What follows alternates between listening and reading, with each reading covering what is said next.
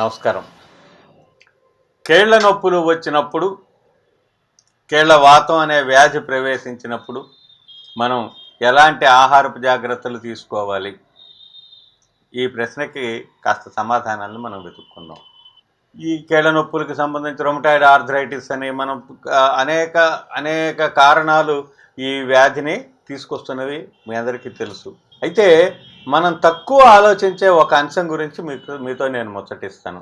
అదేమిటంటే, ఎప్పుడైతే శరీరంలో వాతం పెరిగిందో దానికి కారణం ఏంటి? ఎందుకు నా శరీరంలో వాతం పెరుగుతోంది అనే ప్రశ్నకి మొదట మనం సమాధానాన్ని కనుక వెతికినట్లయితే కీళ్ళ నొప్పులు తగ్గించుకోవడం ఎట్లాగో మనకు అర్థమవుతుంది.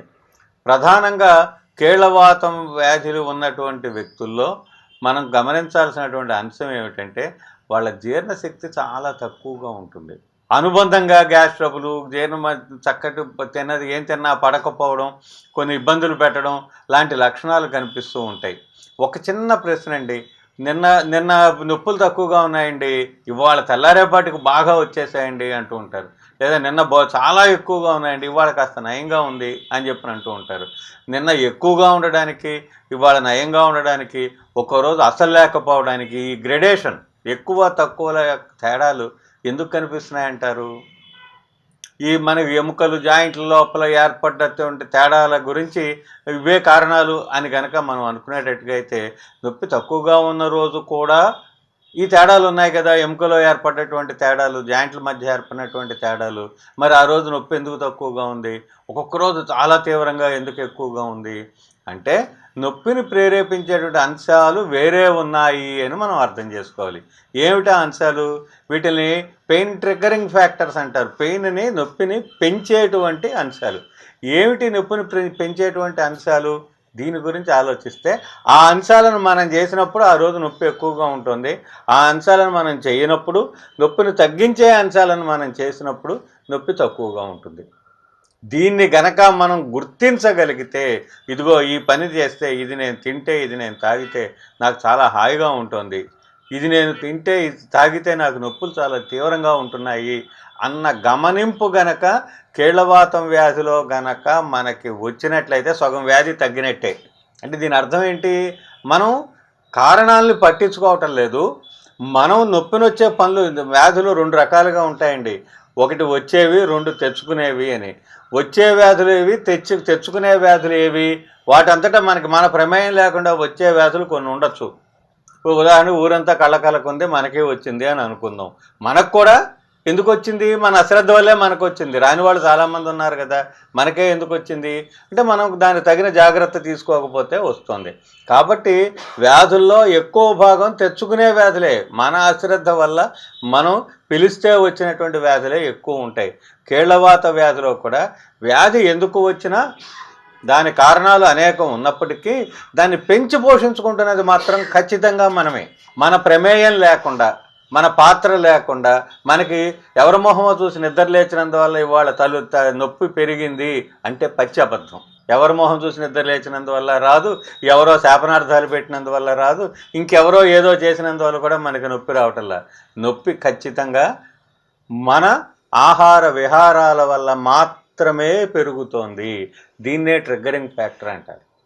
ఈ ఆహార విహారాల్లో మనం ఏం జాగ్రత్తలు తీసుకుంటే నొప్పి తక్కువగా ఉంటుంది, ఏ జాగ్రత్తలు తీసుకోకపోతే నొప్పి పెరుగుతుంది, ఇట్లా కనుక మనం ఆలోచించినట్లయితే మన ఆహారం యొక్క ప్రభావం మన శరీరం మీద, నొప్పుల మీద ఎలా ఉందో, ఇది ఎవరికి వాళ్ళు తమ శరీరం మీద ఇది వ్యక్తిగతం అండి.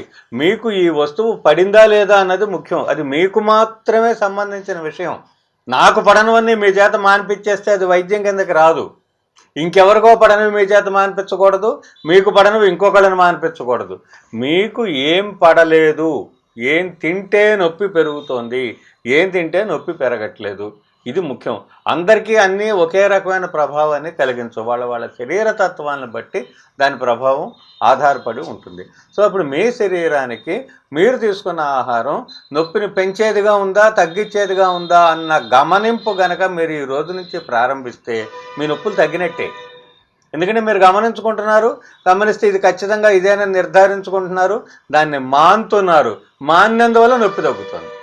మార్పు చేసుకోవడం వల్ల నొప్పి తగ్గుతుంది. సో ఇప్పుడు మార్చాల్సింది డాక్టర్లను కాదు. రోజుకో డాక్టర్ల చుట్టూ తిరిగినందువల్ల సాధించేది ఏముంది మనం? సో మార్చాల్సింది మన ఆహార విహారాల్ని మాత్రమే. మారవలసింది మనంగానే, ఇంకోటి కాదు. మార్చాల్సింది కూడా మనల్నే. మనం పొద్దునే నిద్రలేచి అద్దం ముందు నిలబడి అద్దంలో కనిపించిన వ్యక్తిని అడగాలి, ఎందుకు నాకు ఈ నొప్పి వచ్చింది అని చెప్పాను. ఇది మనం ప్రధానంగా గుర్తించాల్సినటువంటి విషయం. మనలో, మన ఆహార విహారాల్లో ఎంత మార్పు మనం తీసుకొచ్చాము అన్న దాని మీదే ఖచ్చితంగా నొప్పులు తగ్గడం ఆధారపడి ఉంటుంది. కానీ ఇంకా పెద్ద డాక్టర్ దగ్గరికి వెళ్ళి ఇంకా పెద్ద మాత్రలు మింగేసేసి ఇంకా జీవితంలో మళ్ళీ నొప్పులు రాకుండా చేసేయాలి అని చెప్పననే ఆలోచన సరైనటువంటి ఆలోచన కాదు. ఆస్తులు కరిగించుకోవడమే తప్ప నొప్పులు తరగనటువంటి పరిస్థితుల్లోకి మనం వెళ్ళిపోకూడదు. చేసేది ఏమీ లేదంటే ఆపరేషన్ తప్ప అన్నదాకా మనమే తీసుకెళ్తున్నాం వ్యాధిని. దానికి కారణం ఏమిటంటే మనం నొప్పి ఎందుకు పెరుగుతోందో గమనించుకోకపోవటం మూలాన చేసిన తప్పే చేస్తున్నాం. తెలియక చేసే తప్పు వల్లే మనకి నొప్పులు అనేకం పెరుగుతున్నాయి. సో ఇప్పుడు మళ్ళీ ఒక్కసారి మీకు గుర్తు చేస్తున్నాను, మీరు ఈరోజు తిన్న కూర, పప్పు, పులుసు, పచ్చడి, 5-6 ఐటములు రకరకాల కూరలు తింటున్నారు. ఏది తిన్నప్పుడు మీకు నొప్పులు పెరుగుతున్నాయి, ఏది తిన్నప్పుడు నొప్పులు తగ్గుతున్నాయి, ఒక్క గమనింపు మాత్రమే మీరు చేయండి. మీరు ఖచ్చితంగా ఒక దొంగని పోలీసు ఎలా పట్టుకుంటాడో, ఒక నేరస్తుడిని ఒక షెర్లాక్ హోమ్స్ లాంటి డిటెక్టివ్ ఏ విధంగా నేరస్తుడిని పట్టుకొని నేరం నిరూపిస్తాడో, అలాగా మీకు పడని వస్తువుని, అనగా మీకు నొప్పిని తెచ్చిపెట్టే వస్తువుని మీరు గనక పట్టుకోగలిగితే మీ నొప్పులు తగ్గిపోయినట్టే. పట్టుకుని దాన్ని మానాలి, దానికి మీరు కంట్రోల్లో పెట్టాలన్నమాట. సో మీకు మళ్ళీ ఒక్కసారి చెప్తున్నాను, కూరగాయలన్నీ నొప్పుల్ని తగ్గించేవేనండి. బీరకాయ, పొట్లకాయ, సొరకాయ, తోటకూర, పాలకూర, మెంతికూర, క్యాబేజీ, క్యాలీఫ్లవర్, క్యారెట్, ముల్లంగి, మీరు ఏ కూరగాయ అయినా తీసుకోండి. పులుపు లేని కూరగాయలన్నీ ఖచ్చితంగా చలవ చేసేవి, వాతాన్ని, వేడిని తగ్గించేవిగానే ఉంటాయి. వ్యక్తిగతంగా ఏదన్నా ఒక కూర పడకపోతే తప్ప జనరల్గా కూరగాయలన్నీ నొప్పుల్ని తగ్గించేవి. ఈ నొప్పుల్ని పెంచి పోషించేటువంటి ఆహారం విషయంలోనే మనం జాగ్రత్తగా ఉండాలి. సో ఇప్పుడు మనం చెప్పుకున్నటువంటి పులుపు లేని ఈ కూరగాయలన్నీ పులుపు కలపకుండా, అతిగా అల్లం వెల్లుల్లి మసాలాలు వేయకుండా కూరగా కనుక మనం చేసుకున్నట్లయితే అంత కూర ఇంత అన్నం కలుపుకుని కనుక మనం తినేటట్టు వండుకునే పద్ధతి మార్చాలి. ఇక్కడ వండుకునే పద్ధతి మార్చకుండా మనం మామూలుగానే బాగా మసాలాలు దట్టించిన కూరలోనూ చింతపండు కలిపిన కూరలు తీసుకొచ్చి అంత కూర వేసుకుని ఇంత అన్నం కలుపుకుంటే అది మళ్ళీ అనవసరంగా కడుపులో ఎసిడిటీని ఇటువంటి వాటిలన్నింటినీ తెస్తుంది.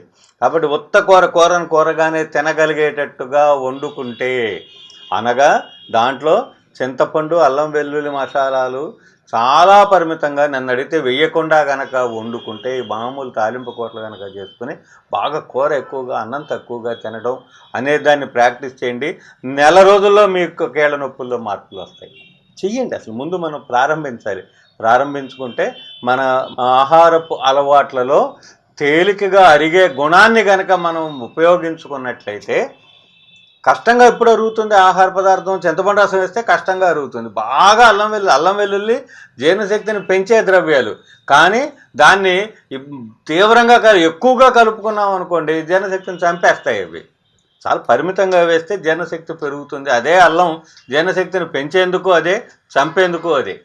అదే వెల్లుల్లి జీర్ణశక్తిని పెంచేందుకు ఉపయోగపడుతుంది, చంపేందుకు ఉపయోగపడుతుంది. అందుకని అతిగా వాడుకుంటే జీర్ణశక్తి చచ్చిపోతుంది. జీర్ణశక్తి చచ్చిపోతే వాతం పెరుగుతుంది. బ్రహ్మాండంగా పర్వతాలు పలహారం చేయడం అంటాడే మాయాబజార్ సినిమాలో, అలాగ పర్వతాలు పలహారం చేయగలిగే జీర్ణశక్తి మీకు ఉంటే మీకు కీళ్ళ నొప్పులు రావు, ఎలర్జీ వ్యాధులు రావు, దగ్గు, జలుబు, తుమ్ములు, ఆయాసం లాంటి జబ్బులు బలమైన జీర్ణశక్తి ఉన్న వాళ్ళకి రావు.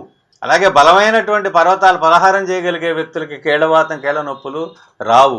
వచ్చే పరిస్థితులు శరీరంలో ఉన్నప్పటికీ ఇవాళ రేపటికి వాయిదా వేసుకునేటట్టుగా మనం చేసుకోవాలి అనుకుంటే ఖచ్చితంగా మన జీర్ణశక్తి బలంగా ఉండేటట్టు చూసుకోవాలి. ఈ జాగ్రత్తని, కీళ్ళవాతంలో ఎలాంటి ఆహారం తీసుకోవాలి అంటే జీర్ణశక్తిని పెంచేటువంటి ఆహారం తీసుకోవాలి. ఎలాంటివి తీసుకోకూడదు అంటే కష్టంగా అరిగే ఆహార పదార్థాలు తీసుకోకూడదు. మీరు కష్టంగా అరిగే ఆహారం, పులిహారనో, బిర్యానీనో, పలావునో, లేకపోతే ఇంకేదైనా బాగా హార్డ్ ఫుడ్ని కనుక మీరు ఈరోజు తీసుకుంటే ఈరోజు మీ నొప్పులు పెరుగుతాయి, ఖచ్చితంగా పెరుగుతాయి. ఏం లేదండి, అంత బీరకాయ కూర తిన్నాను, లేదా అంత పెరుగు వేసుకుని సొరకాయ పెరుగు పచ్చడి తిన్నాను, లేకపోతే మొత్తం పొట్లకాయ కూర తిన్నాను అని అన్న రోజున మీకు నొప్పులు చాలా తక్కువగా ఉంటాయి. అంటే దాని అర్థం మీరు అసలు ఏమీ తినద్దు అని కాదు. ఇంత కూర ఇంత అన్నంగా మీరు కడుపు నిండా తినండి. జీర్ణశక్తి పదిలంగా ఉంటుంది, పెరుగుతుంది, మంచి జరుగుతుంది అనమాట. మన ఆహారాన్ని తేలికగా అరిగేదిగా వండుకొని తీసుకుంటే కీళ్ళ నొప్పులు తక్కువగా ఉంటాయి. కష్టంగా అరిగేదిగా మార్చుకుని తింటే కీళ్ళ నొప్పులు పెరుగుతాయి. చిన్న మార్పు మన కోసమే కదండి, మన ఆరోగ్యం కోసమే కదా. ఇందులో ఒకళ్ళు చూసి ఒకళ్ళు జాలిపడేది ఏమీ లేదు. అయ్యో పాపం మీ చేత చింతపండు మానిపిస్తున్నానే అని నేను జాలిపడట్లా. మానేయండి, చింతపండు కడుపులోకి వెళ్ళవలసిన ద్రవ్యం కాదు. ఇప్పటి మన జీవన పరిస్థితుల రీత్యా, ఇక్కడి మన వాతావరణం రీత్యా, ఇప్పుడు మనకి దొరుకుతున్న పదార్థాల రీత్యా చింతపండుని ఎంతగా మన ఆహారంలోంచి కట్ చేస్తే, ఎంతగా మన ఆహారంలోంచి తొలగిస్తే, వంటింట్లోంచి గెంటేస్తే చింతపండుని ఖచ్చితంగా మన ఆరోగ్యం బాగుపడుతుంది, మన జీర్ణశక్తి బాగుపడుతుంది. ఈ నిర్ణయం తీసుకోండి, గట్టి నిర్ణయం తీసుకోండి. తేలికగా అరిగేటట్టుగా ఆహారాన్ని తీసుకోండి. మరీ అల్లం వెల్లుల్లికి దాసులం బానిసలం అయిపోకూడదు. ఏదో సరదాగా కొద్దిపాటి ఆ కమ్మటి రుచి కోసం దాన్ని కలిపేటట్టుగా ఉండాలి. కానీ ఇక అదే పనిగా మన శరీరంలోంచి ఒంట్లోంచి కూడా ఆ వెల్లుల్లి గౌలు కంపు కొట్టేటట్టుగా విపరీతమైన వెల్లుల్లిని అల్లాన్ని కలుపుకుంటే కీళ్ళ నొప్పులు పెరుగుతాయి. ఇది గుర్తుపెట్టుకోండి. చాలా జాగ్రత్తగా మన ఆహారాన్ని ప్లాన్ చేసుకోవాలి. తేలికగా అరిగేటట్టుగా ఆహారాన్ని మోల్డ్ చేసుకోండి, కీళ్ళ నొప్పులు తగ్గుతాయి. ఇది సూత్రం. తేలికగా అరిగే ఆహారము కీళ్ళ నొప్పులను తగ్గించును, కష్టంగా అరిగే ఆహారము కీళ్ళ నొప్పులను పెంచును. ఈ సూత్రాన్ని కనుక మనం అర్థం చేసుకుంటే ఎలా తినచ్చో ఎలా తినకూడదో మీకు మీరే నిర్ణయించుకోగలుగుతారన్నమాట. ఈసారి మళ్ళీ మనం మరికొన్ని కొత్త విశేషాలతో కలుద్దాం. నమస్కారం.